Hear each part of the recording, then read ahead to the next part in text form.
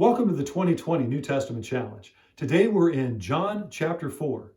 Again, every miracle that is listed in the Gospel of John is here so that you and I would believe.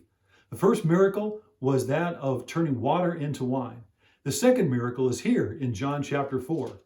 Beginning in verse 46 and following, we read about this second miracle.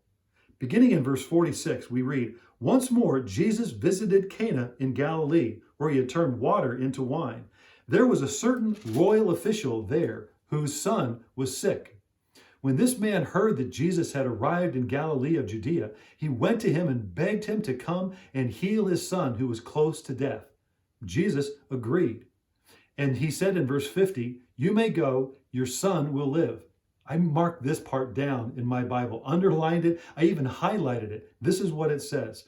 "The man took Jesus at his word and departed. And while he was on his way, his servants met him with the news that his boy was living. He had asked what time he got better when the fever left him. And he was told that it was at the 7th hour that the fever left him." Verse 53, "Then the father realized that this was the exact time in which his son was told by Jesus, 'Your son will live.' So he and his household believed." This man knew that his only hope was in Jesus.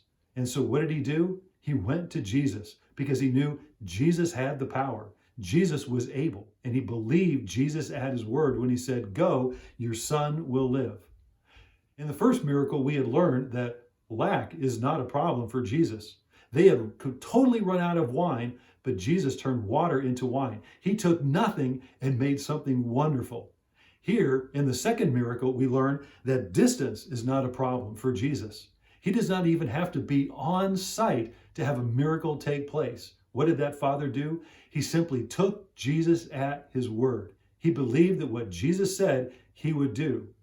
That's what God wants us to understand as well. That when we have nothing, Jesus is our everything.